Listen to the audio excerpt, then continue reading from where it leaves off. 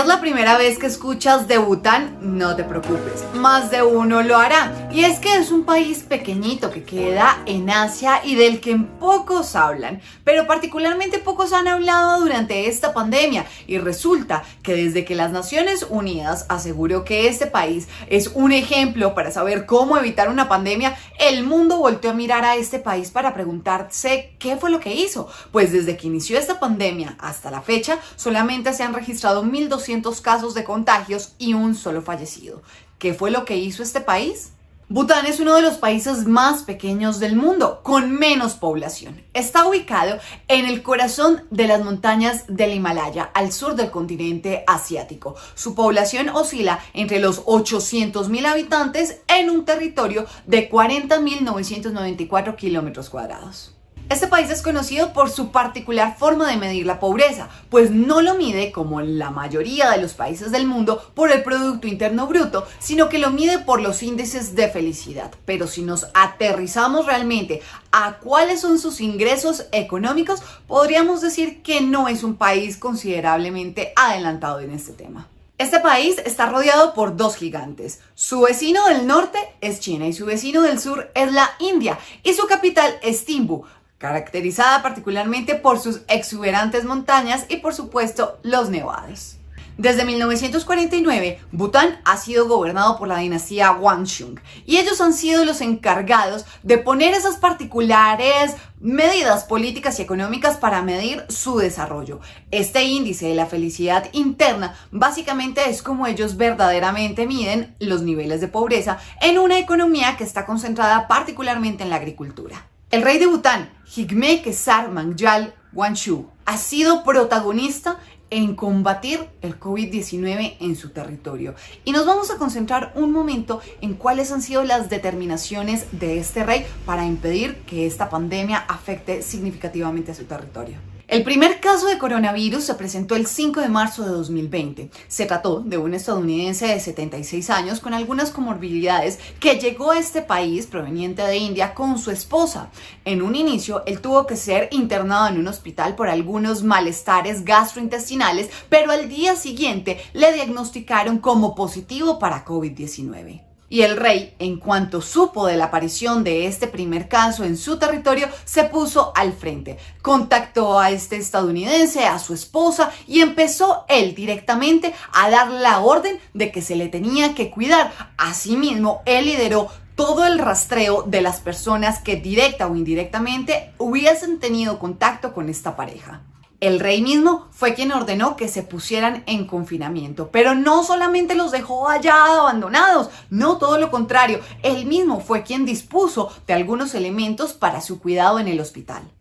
E incluso el rey le prestó uno de sus aviones medicalizados a este estadounidense y a su esposa para que ellos pudiesen ser repatriados a Estados Unidos sin mayor complicaciones de salud.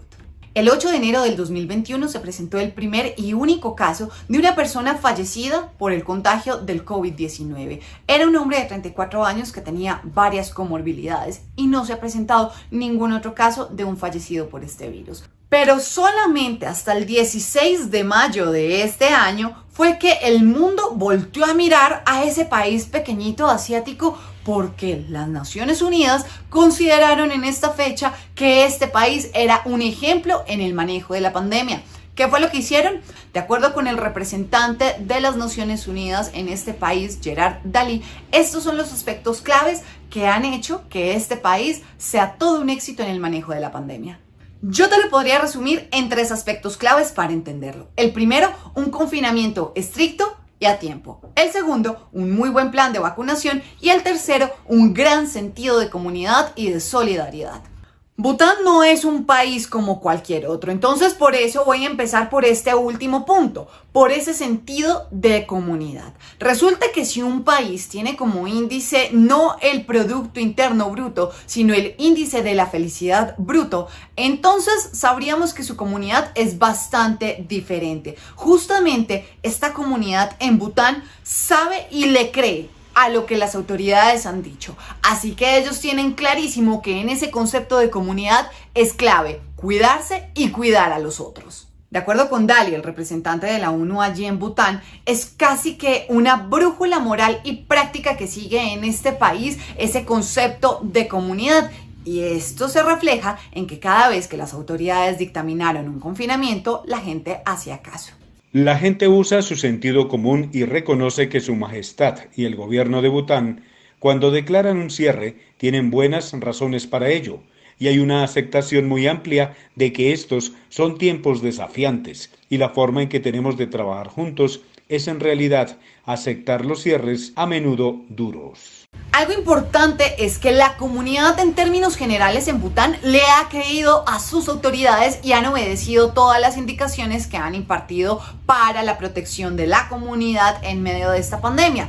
Y tienen razón para hacerlo. Nada más el ministro de Salud, quien ha liderado toda esta estrategia y la batalla contra el COVID-19 en el territorio, es graduado en Salud Pública de la Universidad de Yale. Y además dentro del gabinete, el primer ministro y también el ministro de Relaciones Exteriores son médicos. Así que con mucho criterio, la gente confía en su gobierno. El segundo punto clave, por supuesto, estuvo en los confinamientos y las cuarentenas, una medida que, como ya se los había dicho, la gente respaldó completamente. Como se imaginarán, ser vecino de dos gigantes como India y como la China es bastante complejo. Complejo porque los pasos fronterizos siempre van a estar bastante colapsados y muy movidos. Esta situación, por supuesto, fue cambiando. El flujo de gente fue disminuyendo en las fronteras por orden de las autoridades en Bután y además súmenle que a todo extranjero que llegaba a Bután se le ordenaban 21 días de confinamiento estricto. Por supuesto, no fue una decisión fácil al inicio esto del confinamiento, pero las autoridades se pusieron en la tarea de darle los suministros de cuidado personal a toda la población y además de concientizarlos de que eso de las reuniones sociales debían reducirse al máximo, y lo lograron. Los cierres allí en Bután se han dado como en buena parte de nuestros países de acuerdo a las localidades o a los distritos. En este caso se aplicó por los distritos de acuerdo al nivel de gravedad. Es así como determinaban de 7, 10 o 21 días de confinamiento estricto. Cuando se decreta una cuarentena, por ejemplo, en la ciudad de Thimphu, la gente puede ir a un número limitado de tiendas, aproximadamente 3, dentro de su propia pequeña área de la ciudad, y solo tendrán la capacidad de acceder a estas tiendas durante aproximadamente 1 hora al día y, obviamente, tendrán que llevar protección completa. Todo el mundo llevaría protección total todo el tiempo.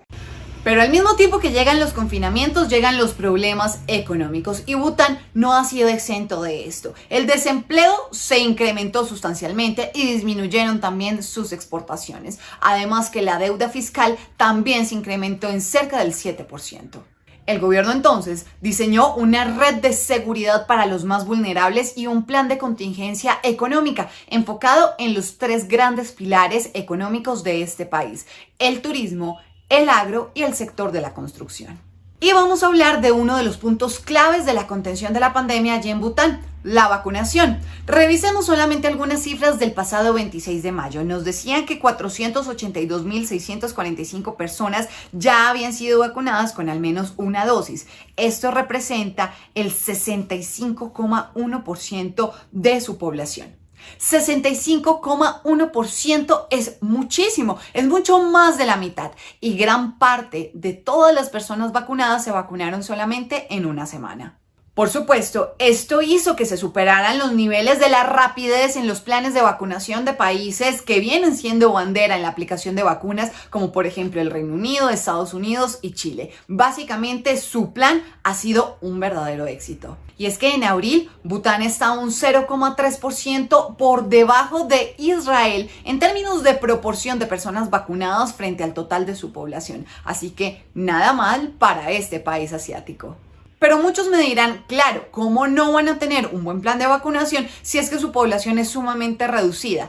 Y sí y no. Es una ventaja, pero también una pequeñita desventaja. A pesar de que su población es tan reducida, también ubicar a toda la población es muy difícil porque muchos están dispersados a lo largo y ancho del territorio y algunas personas están ubicadas en zonas donde geográficamente es muy difícil de acceder.